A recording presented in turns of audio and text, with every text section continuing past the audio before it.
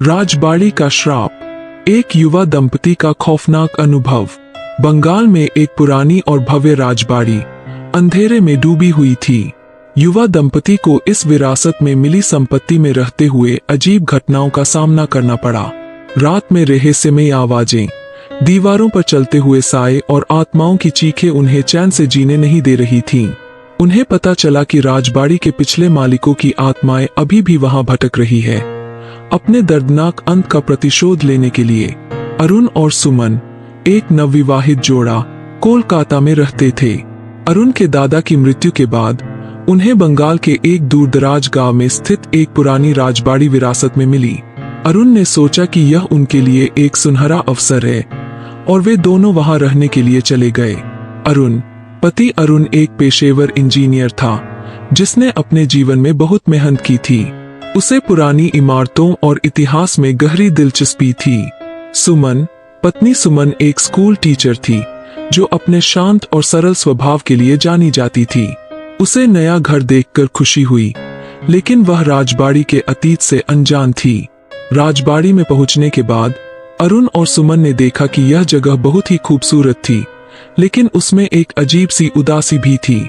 गांव वालों ने उन्हें चेतावनी दी कि यह जगह भूतिया है, लेकिन उन्होंने इसे अंधविश्वास मानकर नजरअंदाज कर दिया।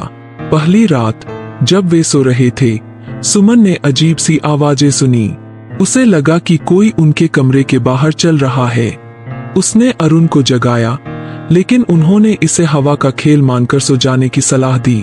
अगली रात अरुण ने खुद महसूस किया कि कोई उनके पास से गुजर रहा है। वह उठा और देखा कि दीवारों पर अजीब साए चल रहे हैं। उसने सुमन को जगाया और दोनों ने मिलकर पूरे घर की जांच की, लेकिन कुछ नहीं मिला। कुछ दिन बाद सुमन ने पुरानी किताबों और दस्तावेजों को खंगालना शुरू किया। उसे पता चला कि राजबाड़ी के पिछले मालिक राजा रंजीत और उनकी पत्नी रानी रुक्मिणी एक दुर्घटना में मारे गए थे, लेकिन गांव वालों का कहना था कि वे मरे नहीं थे, बल्कि उन्हें बेरहमी से मारा गया था। अरुण ने तय किया कि वे इस रहस्य को सुलझाएंगे। उन्होंने गांव के पुराने लोगों से बात की और उन्हें पता चला कि राजा और रानी की आत्माएं अभी भी राजबाड़ी में भटक रही है, अपने हत्यारों से प्रतिशोध लेने के लिए। एक रात अरुण और सुमन ने एक पूजा करने का निर्णय लिया ताकि आत्माओं को शांति मिले। जैसे ही पूजा शुरू हुई, अजीब घटनाएं होने लगीं।